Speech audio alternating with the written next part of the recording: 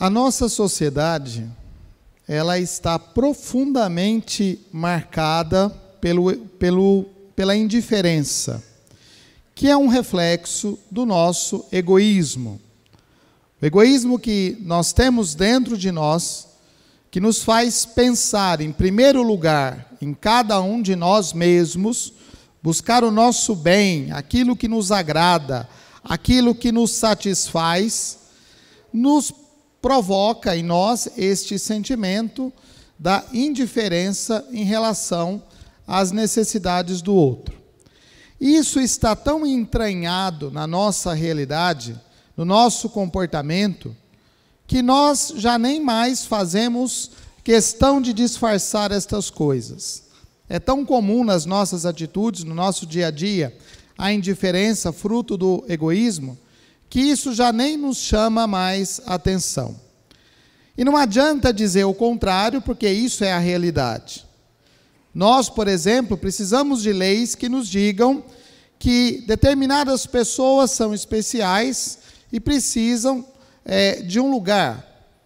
Por exemplo, nos ônibus, existe uma lei que obriga a ter uma indicação que naquele lugar está reservado ou para uma pessoa de mais idade ou para uma gestante. Não é mais um caso de delicadeza com a necessidade daquela pessoa. Eu sei que a pessoa precisa, então eu me disponho a ficar em pé para que aquela pessoa idosa ou para que aquela gestante tenha o lugar. Nós precisamos de uma lei que nos diga que isso é obrigatório. Isso é fruto da indiferença. Nós precisamos de uma lei que nos diga que determinadas pessoas têm uma preferência na fila, porque já são idosas, porque são gestantes, ou porque estão carregando uma criança nos braços. Nós sabemos disso, né? E não vamos nem entrar na questão de que algumas pessoas se aproveitam disso. Não é essa a questão, mas é a indiferença. Nós temos leis que nos obrigam a reconhecer a necessidade de uma outra pessoa, de um cadeirante, por exemplo, quando isso é mais do que claro. Nós somos indiferentes a essa situação. Esses dias, ainda essa semana, eu recebi uma mensagem de uma pessoa se lamentando que levar uma criança com autismo à igreja é um problema, porque as pessoas que estão do lado se incomodam. Elas se incomodam com aquela criança porque a criança tira a atenção. O problema não está na criança com autismo, nem levar a criança com autismo à igreja.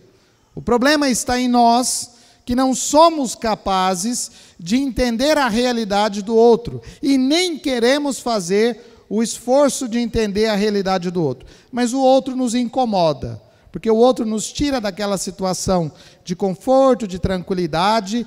Ela tira a minha paz, a paz que eu procuro, a paz que eu vim buscar na igreja. Então, aquilo que é diferente, que é especial, aquilo que contraria o meu desejo, a minha vontade de me sentir bem, isso me incomoda. Ao mesmo tempo, uma criança na parada ou no semáforo, que fica ali pedindo uma moedinha, ela não nos incomoda mais, porque ou a gente dá uma moedinha, fecha o vidro e vai embora consciente de que fez uma boa ação, que deu uma esmola, ou a gente simplesmente fecha o vidro e vai embora. Isso não nos incomoda. A criança na igreja incomoda, mas a criança na rua não incomoda. A pessoa que passa uma necessidade na rua não nos incomoda, mas se a gente vê alguém na porta da igreja, fica todo assim. Se alguém estranho entrar na igreja, a gente fica todo assim, né? Como se isso nos incomodasse. Esta é a nossa consciência deturpada.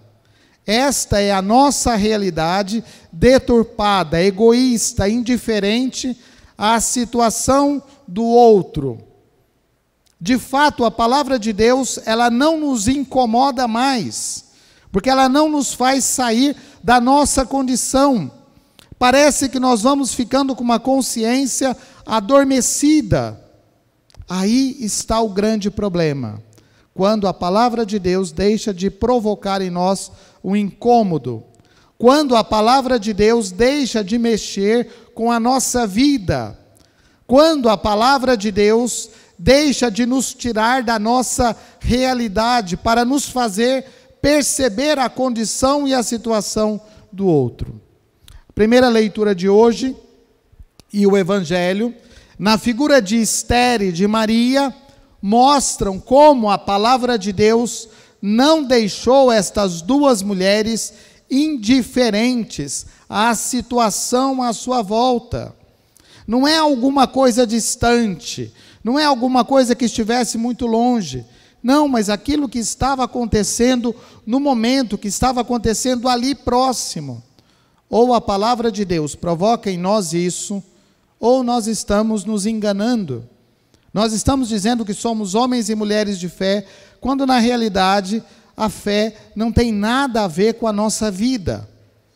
Esther era filha deste povo, era membro deste povo.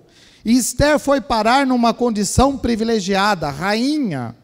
Esther foi parar naquela condição por uma providência de Deus. E ali, naquela situação, Esther fica sabendo de uma grande ameaça ao seu povo, do extermínio do seu povo. E primeiro Esther se coloca numa atitude de oração. Se nós lermos o livro, ou aquilo que vem antes desta passagem do livro de Esther que nós ouvimos hoje, nós vamos ver que quando a rainha fica sabendo deste acontecimento, imediatamente ela faz jejum e ela faz oração, ela se coloca diante de Deus, ela reconhece a sua pequenez, ela se veste com trajes de saco, ela coloca cinza sobre a cabeça, ela tem uma atitude penitencial diante de Deus Todo-Poderoso, porque ela sabe que ninguém está acima de Deus, nenhum homem está acima de Deus, e por isso Esther se coloca naquela condição de reverência, de adoração a Deus, mostrando a sua pequenez, e ali Esther recorre a Deus, mas ela sabe que ela não pode ser indiferente à condição do seu povo. Esther se veste com vestes suntuosas de uma rainha, e ela vai ao encontro do rei para fazer um pedido. O salmo que nós cantávamos em resposta, falava da beleza das vestes da rainha, mas a beleza de Esther não está nas roupas que ela veste. A beleza de Esther está na atitude de Esther, que não ficou indiferente ao sofrimento do seu povo, que não ficou indiferente à situação dos mais fracos e dos mais frágeis. Esther não foi indiferente à dor e ao sofrimento do outro. Quando Esther se coloca diante do rei, Esther correu um grande risco. Esther correu o risco de ser condenada à morte, porque todo aquele que se colocava na presença do rei, sem ter sido convidado, era réu de morte, mesmo a rainha.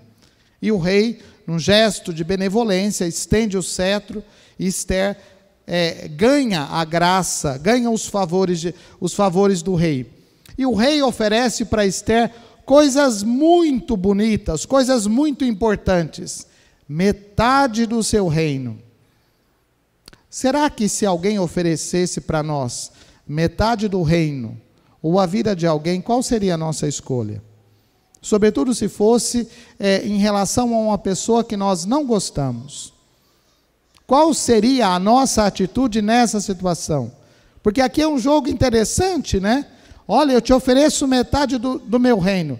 Esther podia pegar a metade do reino e ir embora, continuar indiferente àquela situação. Mas não é isso que Esther faz. Esther tem uma atitude direta. Eu peço a vida do meu povo. Aí está a beleza da rainha Esther. Não está nas vestes suntuosas, não está no poder, na riqueza, na metade do reino. Não está nessas coisas. A nossa vida não está naquilo que nós possuímos, mas na maneira como nós nos relacionamos com as coisas que temos. Não é importante saber se tem muito dinheiro ou pouco dinheiro. É importante saber se nós somos escravos do dinheiro, se nós somos escravos do poder, se nós usamos o poder para transformar os outros em objeto para nós. Porque é isso que acontece às vezes. Usar do poder que tem para tornar o outro um objeto. Até falar de pobre. mas falar de pobre tentando ganhar alguma coisa. É uma instrumentalização dos pobres. E nós vemos isso com muita facilidade, com muita clareza nas coisas. Maria, da mesma forma. Maria é aquela que está numa festa, ela foi convidada para a festa. Maria não tinha nada que se intrometer naquela situação, como Jesus também não tinha nada que se intrometer naquela situação. Deus não é indiferente à nossa condição. Olhando para nós, Deus vê criaturas que pecaram. Já imaginaram que nós atentamos contra a dignidade de Deus pelo pecado?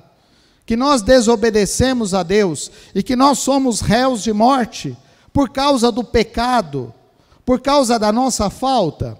Deus não foi indiferente a esta nossa condição.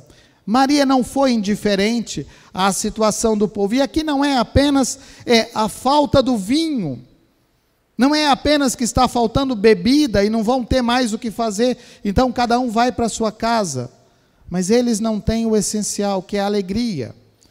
Eles não têm, o vinho é sinal desta alegria. Maria não foi indiferente à falta de alegria, à falta de sentido da vida daquelas pessoas. E o que Maria faz? Ela procura aquele que é capaz de resolver o problema. Maria não pega um punhadinho de dinheiro, leva lá e coloca na mão dos servidores e fala assim: vai lá comprar vinho, porque aí a gente resolve o problema. Não é este o problema. O problema é a falta de sentido na vida. O problema do nosso egoísmo é a falta de sentido na vida. É a falta de sentido da nossa vida. E por isso nós ficamos olhando só para nós mesmos, buscando prazer, satisfação, alegria, buscando uma consciência tranquila e não nos deixando incomodar pela palavra de Deus. E Maria vai até Jesus e fala: eles não têm mais vinho. Eles não têm mais vinho. E Jesus responde: mulher, o que eu tenho com isso? A minha hora ainda não chegou. A hora de Jesus não é simplesmente a hora de fazer milagres, mas é a hora da cruz, porque nós só reconhecemos o poder de Deus, a grandiosidade de Deus, e a salvação só nos vem no mistério da cruz. E se nós não somos capazes de entender a cruz como lugar do amor de Deus, nós também não entendemos essa palavra. Mas Maria caminha até os serventes e diz assim: fazei tudo o que ele vos disser, tudo. Não aquilo que nos convém, não aquilo que simplesmente nós queremos. É fácil fazer a vontade de Deus quando tudo caminha ao nosso favor. É fácil fazer a vontade de Deus quando todas as coisas estão bem. É fácil ser um cristão quando na nossa vida parece que não tem contrariedades. Mas e quando as coisas são difíceis? E quando nós temos provação? E quando nós temos uma doença que não tem cura? E quando nós temos uma situação de vida que não pode ser resolvida? E quando chega a idade? E quando chegam outras situações? Aí nós vamos nos fechando. O egoísmo parece que vai brotando. É ali que nós somos chamados a um testemunho concreto e verdadeiro do que nós acreditamos. Não basta vestir roupa bonita para ir à igreja. É preciso que as nossas atitudes sejam bonitas no mundo. É preciso que as nossas atitudes sejam testemunhas do que nós acreditamos na realidade da vida.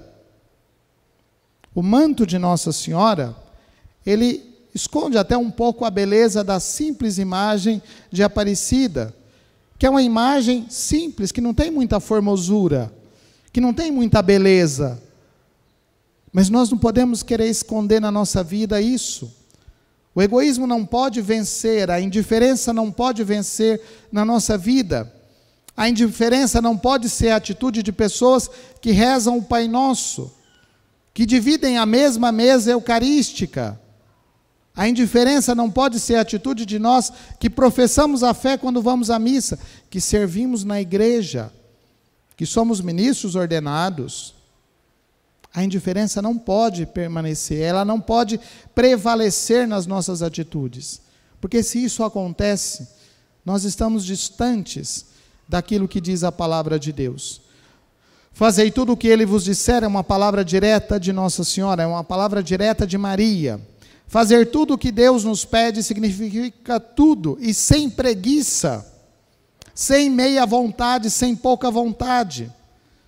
Fazer a vontade de Deus nem sempre é uma coisa muito agradável. Eu acredito que encher 6 talhas de pedra com água não deve ser uma coisa muito agradável. Mas se nós queremos o vinho novo, é preciso encher as talhas de pedra com água. O que nós podemos fazer é encher as talhas com água. O milagre, o grande acontecimento vem da graça de Deus, da ação de Deus.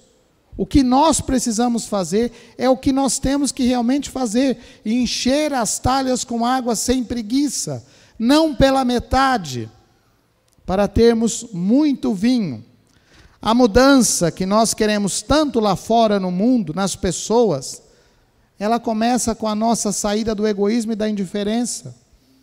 Não começa com leis, não começa com mudanças políticas, com regimes de governo. Ela começa com a transformação do coração. Ela começa com a escuta da palavra. Ela começa com a Eucaristia que nós recebemos daqui.